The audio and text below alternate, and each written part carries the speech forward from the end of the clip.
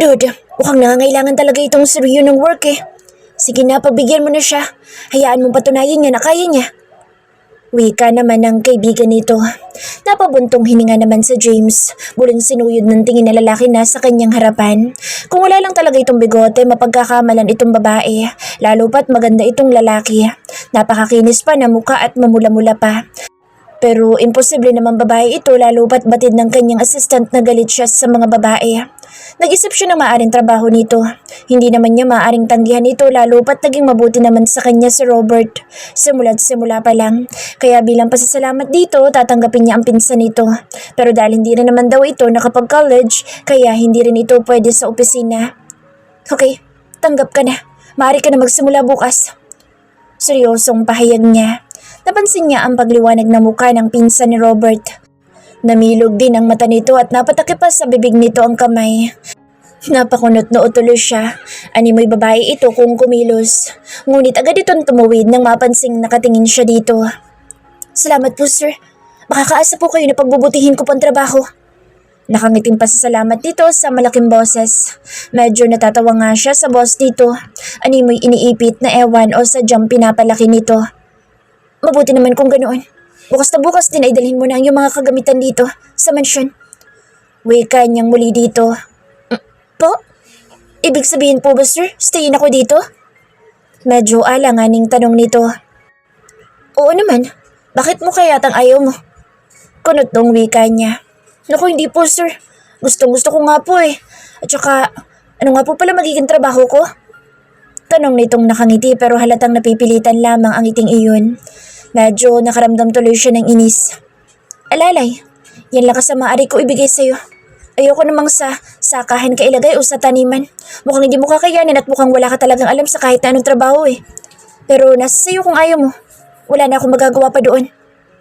Seryosong pahayag niya pero ewan ba niya. Kunwari wala lamang siyang pakialam ngunit ang totoo ay kailangan niya talaga ito dahil mababawasan ang kanyang mga gawain. Simula nang mamuhi siya sa mga babae, wala na siyang pinapayagan pang humawak o gumalaw man lamang ng mga gamit niya. Lalo pat babae ang mga labandera nila sa mansyon. Kaya naman lahat ng paglalaba, paglilinis ng kanyang kwarto, maging ang pagsasaayos ng lahat ng pangangailangan niya ay personal niya iyong ginagawa. Kaya halos wala na siyang oras na magpahinga. Naging balisa ang lalaki. Tila may isnesa niya ito sa pinsan nito kaya mas lalo siyang nainis. Kung ayaw mo, maaari ka nang umalis. Ayoko sila sayang ang oras ko.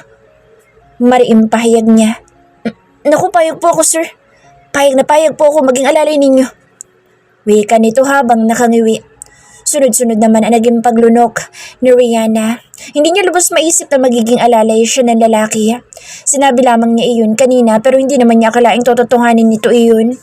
Paano naman niya kakayanin magpanggap bilang lalaki ng matagal na panahon, lalo pa at araw at gabi pala niyang makakasama ang kanyang boss. Parang gusto tuloy niyang mag-back out na. Parang hindi niya kayang pangatawanan ang pinasok niya. Ngunit kailangan niyang trabahong ito. Paano naman ang kanyang itay?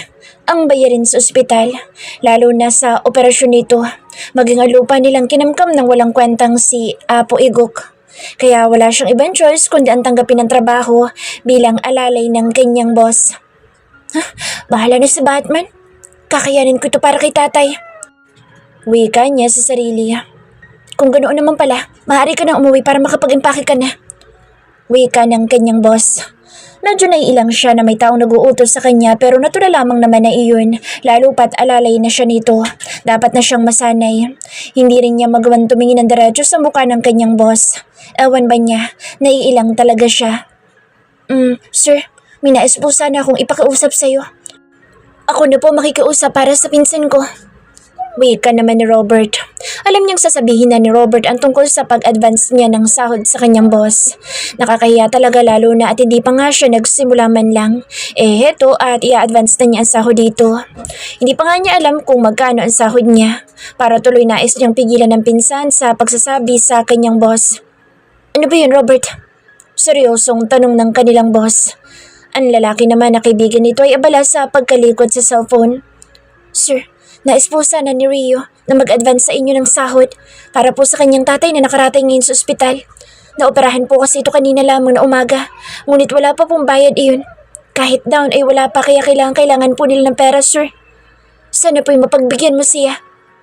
Pakausap ng kanyang pinsan, kaya nahiling niya na sana'y lumubog na siya sa kanyang kinatatayuan o kaya'y lamunin na siya ng marmol na sahig ng mansyon ng kanyang boss dahil sa matinding kahihiyang lumulukob sa kanya.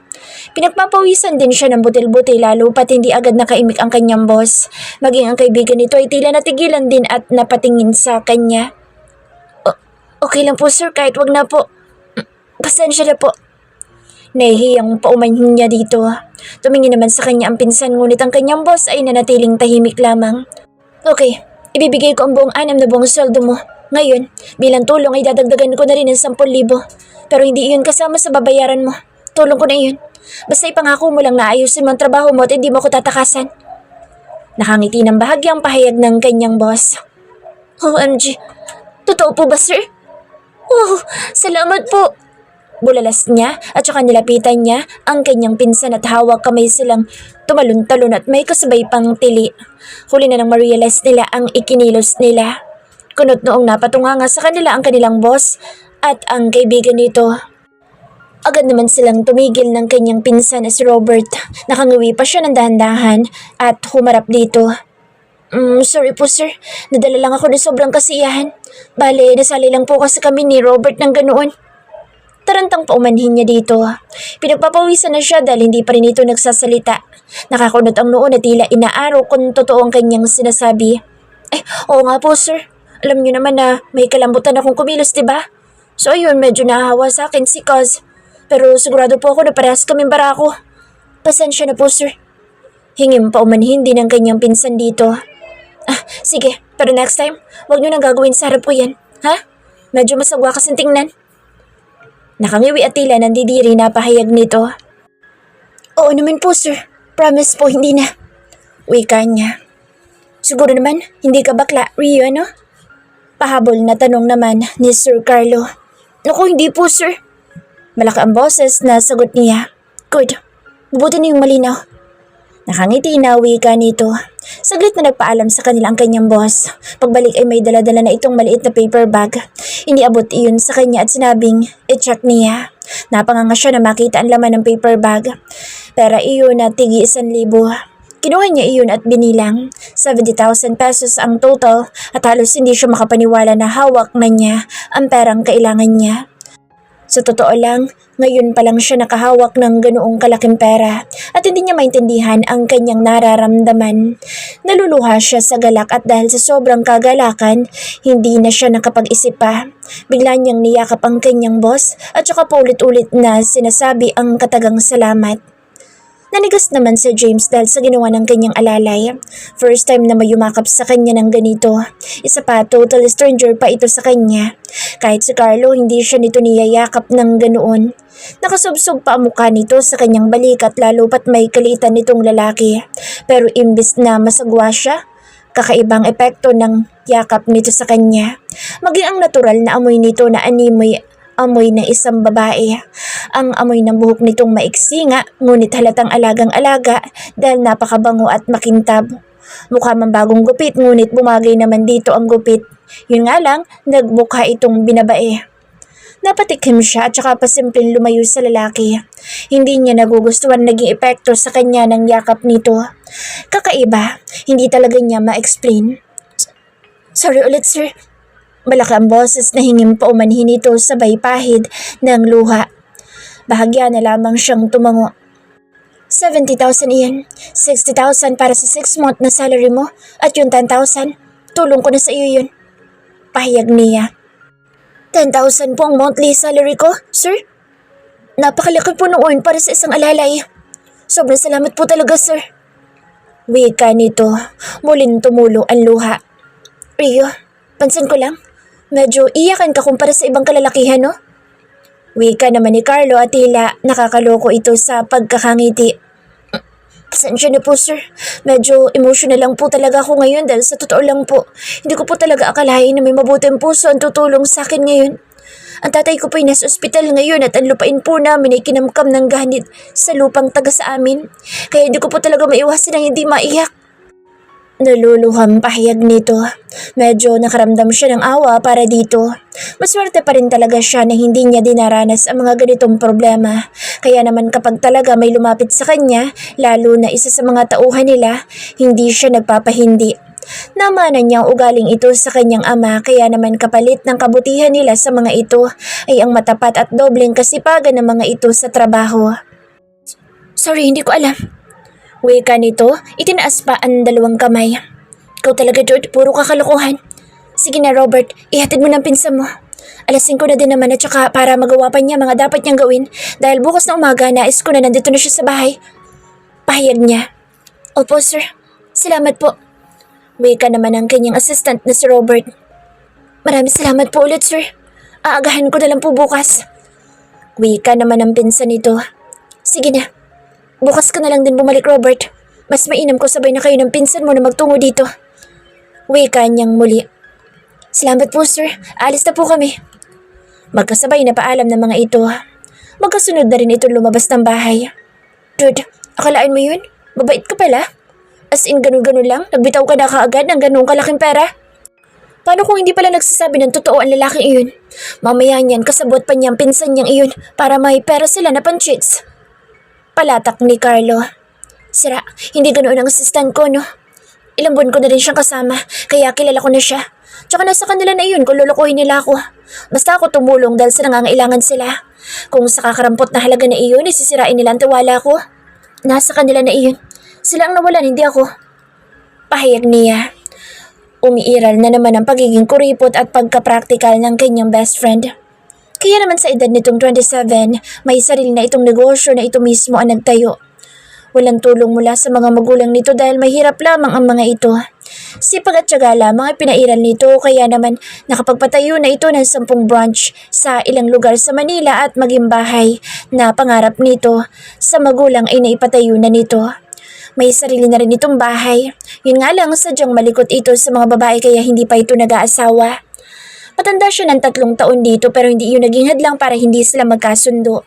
Nagkakilala sila sa isang bar. Nag-away kasi sila noon ng ex niya at naisipan niya mag-bar mag-isa.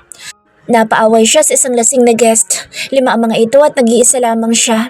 Na-corner siya ng isa't anyong papaluin na ng bote ng alak ngunit biglang may sumipa dito mula sa likuran at yun na nga. Si Carlo. Doon nagsimula ang malalim nilang pagkakaibigan. Maging ang kwento nila ng kanyang ex ay alam nito at alam din ito ang hirap na pinagdaanan niya bago siya makamove on mula sa panluloko sa kanya ng kasintahan. Pinagpalit siya ng kanyang pinakamamahal na kasintahan sa nag-iisa niyang best friend na si Arnel. Ito talagang best friend niya bago pa man dumating si Carlo. Si Arnel ay kababata niya, anak ng kaibigan ng kanyang papa. Sabay silang nag-aral noon sa Manila at sa kondo pa niya ito tumira para hindi na ito mag-dorm. Hanggang sa makagraduate sila at magkatrabaho ito sa isang kilalang kumpanya sa Makati. Siya naman matapos na makagraduate ng college, agad na isinabak ng kanyang ama sa trabaho. Hindi bilang isang boss o ano pa mang mataas na tungkulin sa kumpanya nila na nakabase sa Laguna. Nagsimula siya sa pinakamababa, ang pagiging production operator. Tumagal siya ng 6 na buwan hanggang sa ma-promote siya bilang team leader. Hindi niya maaring ipaalam na anak siya ng may-ari. Nais ng kanyang ama na makilala ang kanyang kakayahan at tumaas ang kanyang ranggo dahil sa kakayahan niya, hindi dahil anak siya ng may-ari. Makalipas lamang ang 3 taon na sa pinakatop na siya at yun ay ang pagiging president ng kumpanya. Hindi makapaniwala ang karamihan sa mga nasa mataas na posisyon na siya pala ang anak ng chairman. May mga time kasi na isa siya sa mga nabubuli ng mga nakatataas. Kadalasan nagiging utusan pa ng team leader. Lahat naman ng iyon ay tiniis niya at dahil na rin sa magandang performance niya, kaya naging sunod-sunod ang pagkakapromote niya. At ang huli na nga ay ang mismong kanyang ama na nag-promote sa kanya. Nahihirapan na kasi ito na magpabalik-balik sa Manila at sa probinsya nila, kaya tuluyan ang ipinamahala sa kanya ang kanilang company. Matapos ang 5 taong pamamalagi niya sa company na kilala niya, si Fiona, ang nag-iisang babaeng bumihag ng husto sa kanyang puso. Isa itong production operator sa katabing factory ng kanilang company. Nakipagkilala siya dito at ginawa niya ang lahat para pumayag ito na ligawan niya at 2 buwan na matyagang panunuyo'y sinagot siya nito. Ngunit hindi siya nagpakilala na president ng company at hindi rin ito alam na mayaman ang pamilya nila. Ngunit kahit na ganoon, tiniyak naman niya na may padama dito na mahal niya ito.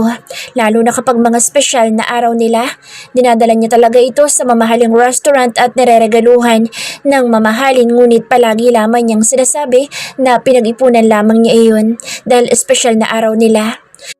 Ilang beses na rin niya itong naisama sa kondo niya, ngunit sinabi din niya na si Arnel ang may-ari ng kondong iyon.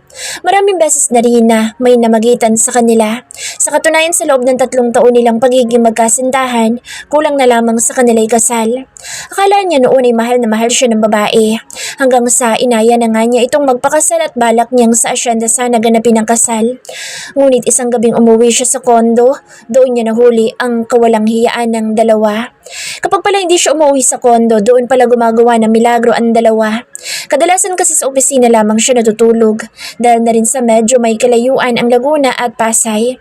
Hindi rin niya ginagamit ang kotse niya. Palagi ang kanyang lumang motor ang kanyang gamit at mas komportable kasi siya sa ganoon. Kaya hindi talaga makakahalata si Fiona sa tunay niyang katayuan sa buhay. Nang mahuli niya ito pa ang galit at kinumpara pa siya kay Arnel na kesyo may maganda daw na trabaho. Hindi daw niya katulad na hamak na production operator lamang. Manager nga naman ito sa isang sikat na kumpanya at may kotse daw ito, samantalang siya motor lamang nakakarag-karag pa. Ngunit sa pagkakaalam niya ay ang kotseng ginagamit nito ay pag-aari ng kumpanyang pinagtatrabahuhan nito. Napansin niya na tila nahihiya sa kanya si Arnel, ngunit hindi na niya ito kinompronta pa. Hindi na rin niya ito pinagsalita pa. Basta niya kinuha ang mga gamit nito at itinapon sa labas ng kanyang kondo. Galit na galit pa noon sa kanya si Fiona. Iniinsulto siya na ano daw ang karapatan niya sa kondo na iyon, ni nakikitira lamang naman siya doon. Doon naman hindi na nakatiis si Arnel at sinabi sa babae ang totoo. Halos hindi ito makapaniwala, lalo na nang malaman nitong siya ang presidente ng katabi ng pinagtatrabaho nitong company. Lalo na ang sabihin ni Arnel na pag-aari nila ang company at isa siyang anak ng asyendero. Halos maglupasay ito sa kakaiyak. Paulit-ulit na humihingi ng tawad sa kanya, ngunit hindi na niya ito matatanggap. Lalo pa at nakilala na niya ang tunay nitong pagkatao. Mukha pala itong pera at wala lamang dito ang 3 taong pinagsamahan nila. Hindi na rin niya inalam kung gaano katagal na siya nitong niloloko. Ilang buwan din siyang namalagi sa Manila, ngunit hindi siya pinatatahimik ni Fiona. Kaya mas lalo siyang nasuklam dito. At maging lahat ng kababaihan ay nadamay na. Lalo na at ganoon din ang ginawa ng kanyang ina sa kanila ng kanyang ama. Iniwan dahil sa sarili nitong kaligayahan. Matapos ang ilang buwan, nagpasya siyang umuwi na lamang ng asyenda at heto na nga siya. Kahit papaano, namumuhay na siya ng normal. Yun nga lang, talagang ayaw niya na may makakasalamuhang babae, lalo na yung 30 pababa ang edad. Sabagay dude, basta next time, huwag naman ganoong kadaling magtiwala ha. Hindi lahat ng tao mukhang anghel ay mapagkakatiwalaan. Mabuti na yung iwasan din natin ang lubos na magtiwala sa kapwa. Hindi ka pa ba natuto? Wika nito. May point naman nito. Kaya lang medyo double meaning na yata yung huling katagang binanggit nito. Batid niyan tungkol na naman iyon sa sinapit niya at hanggat maaari ayaw niyang mabanggit ang tungkol doon. Opo, teacher. Halika na nga. Tinatawag na tayo ni Aling Miling. Oras na daw ng dinner.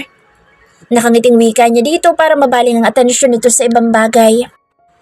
What? Again? Grabe, 6 o'clock pa lang, dude. Palatak nito. Natatawang hinila na niya ito para hindi na ito maglitanya pa. Insan, paano na to? Paano kung mahuli ako? Diyos ko, hindi ko naman nakalain na magiging stayin ako. Halos sumakit ang ulo niya sa kakaisip kung ano ang kanyang gagawin. Naku, galingan mo na lang sa pagpapanggap, insan. Kasi kapag nahuli ka, siguradong hindi lamang ikaw matutsugi, pati rin ako. Sabi ko na nga ba medyo masama ang kutob ko sa plano mo. Medyo hysterical na wika nito. Bahala na si Batman, insan. Basta gagawin ko na lang lahat para hindi ako mapansin. Kesa naman magpakasal sa matandang hukluban na si Apong Igok. Magtitiis na lang ako sa mansyon. Aayusin ko na lang pagpapanggap. Sagot naman niya, sabay tayo mula sa hagdanang kahoy na kinaupan. Nasa labas kasi sila ng kanilang bahay dahil nagpapahinga lamang sila saglit. Nakiusap kasi siya sa kanyang pinsan na magtungo sila sa ospital para maibigay na niya sa kanyang kuya ang pera at saka para makapagpaalam na rin siya dito. Ikaw ang bahala. Alam mo naman na ang trabaho ko lang din ang inaasahan ko, di ba? Kaya mangako ka sa akin na gagalingan mo, ha? Huwag na huwag pahuhuli. Muling wika nito. Opo, promise. Lika na, medyo gumagabi na. Doon na lang tayo magapunan sa bayan. Kukuha lang ako na ilang pirasong damit para may magamit si tatay. Sabi niya dito at saka pumasok na sa loob ng bahay. Sumunod naman ito sa kanya. Matapos maihanda ang lahat, nagpa siya na silang magtungo sa ospital. Diyos ko, saan ka kumuha ng ganito kalaking halaga? At saka ano nangyari sa buhok mo? Bakit nagpagupit ka ng ganyan? Gulat na tanong ng kanyang Kuya Joel. Sinabi naman niya dito ang tungkol sa trabaho at maging sa gagawin niyang pagpapanggap, ngunit hindi nito nagustuhan ang ginawa niya. Kahit kasi ganoon lamang ang kuya niya, hindi ito kailanman nanlamang o nanloko ng tao. Kaya sa nalaman na magpapanggap siya lalaki para lamang makapasok ng trabaho at para na rin sa perang hawak niya, hindi nito iyon nagustuhan. Kuya, saka na natin isipin yung pride mo o anumang patakaran mo sa buhay. Alam mo naman na ginagawa ko lamang ito para sa atin tatay, para mailigtas siya. Hayaan mo na lang ako kuya, please. Naluluhan niyang wika dito. Alam naman niyang mali ang kanyang ginawa. Nanloloko siya ng tao para lamang sa pera. Pero mas mahalaga ang taong pinaglalaanan niya ng perang iyon. Hindi siya makapapayag na hayaan na lamang itong tuluyang mawala sa kanila nang wala siyang ginagawang kahit na anong hakbang. Ayaw niyang maranasan muli ang sakit ng mawala na isang minamahal sa buhay. Ngayon nagagawa mo na ako na pagsalitaan ng ganyan? Dahil ba hindi ako makatulong kay tatay ha, Rihanna? Dahil ba wala akong magawa kundi ang tumunganga na lang dito? O sige, ikaw na itong magaling.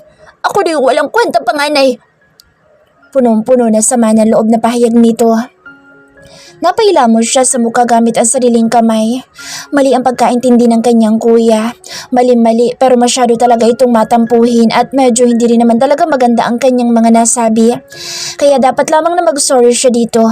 Medyo nawala din siya sa tamang hulog dahil na rin siguro sa pagod niya at labis na pag-aalala sa kanilang tatay. Sorry kuya. Masyado lang siguro ako nadala ng emosyon ko kaya nakapagsalita ako ng ganoon pero please kuya. Magtiwala ka naman sana sa akin. Kapag maging maayos na si tatay, pangako ipagtatapat ko na rin sa boss ko ang lahat. Gagawin ko ang lahat para mapatawad niya ako kaya please kuya. Huwag ka na mag-alala ha. Isipin mo na lang na para kay tatay ang lahat ng ito. Para mailigtas natin siya. Naluluhan niyang hingim pa umanhin dito. Patawad din bunso ko. Ang totoo kasi nahihiya ako dahil ako itong panganay sa atin dalawa tapos ikaw pa itong nakagawa ng paraan para mabayaran natin ang hospital bill ni tatay. Patawad dahil napakahina ako kahit kailan. Hindi talaga ako maaasahan. Naiiyak na wika ng kanyang kuya. Ano ka ba naman kuya? Hindi ka mahina. Ikaw nga itong palagi kong takbuhan kapag may problema ako Kaya huwag mo namang sabihin yan. Naintindihan naman namin ang kalagayan mo. Siyempre mas kailangan ka ng sarili mong pamilya. Kaya huwag ka na mag-isip pa dyan. Basta kuya, dadalaw na lang ako dito paminsan-minsan. Kapag may pagkakataon ha. Ikaw na muna bahala kay tatay habang wala ako. Mahabang pahayag niya at saka niyakap niya ng mahigpit ang kanyang kuya. Matapos niyang may abot ang pera sa kanyang kuya, lumabas muna sila ni Robert para maghapunan. Ang kanyang kuya naman ay kumain na daw kaya nang inaya nila tumanggi ito. Matapos bumalik sila ni Robert sa ospital. Saglit na nagising ang kanilang tatay kaya kahit papaano ay nakausap niya ito. May mga nakakonekta pa ditong tubo kaya puro sanyas lamang ang naging sagot nito sa kanya. Hirap na hirap ito ngunit pilit siya nitong kinakausap. Gustong-gusto na niyang umiyak pero pinigilan niya ang sarili. Ayaw niyang makita siya ng kanyang tatay na umiiyak. Ayaw niyang makita nito na pinanghihinaan siya ng loob. Kaya nang hindi na niya kinaya pa tumalikod siya bago pa tumulo ang kanyang luha at mabilisang pinahid ang luha. Mahal na mahal niya ito at kung pwede lamang sana na malipat na lamang sa kanya ang lahat ng sakit na nararamdaman nito, kinuha na sana niya ang lahat ng iyon. Hindi niya kayang tingnan ang paghihirap nito. Ilang sandali pa ay nagpaalam na siya sa kanyang kuya at pati na sa kanyang tatay. Pangako niya sa mga ito na dadalawin niya ito kapag may pagkakataon. Kailangan na nilang umuwi ni Robert dahil maaga pa sila bukas sa trabaho. Isa pa manghihiram pa siya ng ilang damit sa kapatid nitong si Omel. Kinabukasan isang polo shirt na kulay maroon ang kanyang suot. Nag-short lamang siya dahil sa bahay lamang naman siya ng kanyang boss magtatrabaho. Hindi kasi siya sanay na nakapantalon. Palagi nga lang siyang nakapalda o kaya ay nakaduster sa bahay nila. Ayaw niya kasi talaga ang masisikip na kasuotan. Naabutan niyang nasa labas na ng mansyon ng kanyang boss. Paalis na ito. Muntik na pala silang malate ni Robert. Nagmadali na ito, kaya hindi nito nasabi sa kanya o kung ano ba ang talagang trabaho niya. Ang alam niyang trabaho ng alalay ay palaging kasama ng boss pero bakit siya iniwan nito? Inaya na kasi agad nito si Robert na sumakay sa bagong-bago nitong sasakyan. Hindi tuloy niya alam ang kanyang gagawin. Napakalawak ng mansyon ng mga Del Carmen. Marami siya mga taong nakikita sa mansyon ngunit puro tauhan lang din ang mga ito sa mansyon. Hindi man lang nga niya makita si Don Enrile, ang may-ari ng mansyon. Maya-maya ay may lumapit sa kanyang matandang lalaki. May kaliitan lamang ito ngunit mahahalata na magandang lalaki ito noong kabataan nito. May daladala itong grass cutter kaya napagtanto niya itong isang hardinero. Bago ka lang dito ano? Nakangiting tanong nito. Opo tatang. Ako po ang bagong alalay ni Sir James. Kaya lang po nagmamadali po siya. Hindi ko po alam kung ano talaga ang trabaho ko kasi hindi naman po niya klinaro kahapon. Basta sabi lamang po niya, alalay. Sagot niya dito. Hindi maiwasan ang bahagyang pagsimangot kasi naman parang iniwan lamang siya sa ere ng kanyang boss. Kahit mga gamit niya, ni hindi pa niya naipasok. Sabagay isang bag lang naman iyon. 3 t-shirt na panlalaki, 3 short at isang pantalon na hinirampan niya kay Omel. Mas marami pa nga ang panty niyang dala eh. May 3 supporter din para sa dibdib. Ayaw na niya sanang gumamit noon pero mahirap na. Baka mabuking siya kaya kahit halos hindi siya makahinga, kailangan niyang suotin iyon. Pagpasensyahan mo na iyon iha. Busy lang talaga ang taong iyon. Hayaan mo, bago maghapunan, uuwi na rin naman na iyon. Wika nito. Naku, hindi po ako babae tatang. Lalaki po ako. Pagtatama niya, nagulat siya nang tawagin siya nitong iha. Naku iha, wag mo nga akong pinaglololo ko. Alam kong babae ka. Aba, sa tanda ko ba namang ito magkakamali pa ang mata ko? Kaya lang mukhang nabulaga na si James. Galit siya sa mga babae pero heto at tinanggap ka niya bilang alalay. Wika nito habang nakangiti pa sa kanya. Pinagpawisan naman siya ng malamig. Hindi niya akalain na mabubuking siya ng matandang hardinero. Patay na. Paano na siya ngayon? Baka magsumbong ang matanda sa boss nila. Naku tatang, pwede po bang big secret na lang natin na babae po ako? Lagot po ko sa hukay sir kapag nalaman niya eh. Baka mawalan po ako ng trabaho. Pero hindi naman po ako masamang tao tatang. Napilitan lamang po ako magpanggap na lalaki dahil po nasuspital ang tatay ko ngayon. Buti nga po pumayag si sir na mag-advance ako ng sahod. Kung hindi po, wala po talaga ako mapagkukuhanan ng pera na pambayad sa operasyon ng aking tatay. Pero nangangako naman po ako, tatang, na ipagtatapat ko pa rin po ang totoo kay sir pero hindi pa lang po siguro sa ngayon. Nais ko lamang pong mabayaran ng pagkakautang ko kay sir bago ko po ipagtapat sa kanya ang lahat. At tatanggapin ko pong anumang paruhang ipapataw niya sa akin. Kaya please po tatang, secret po muna natin ito ha. Pakiusap niya sa matanda. Oo naman iya, walang problema sa akin iyon.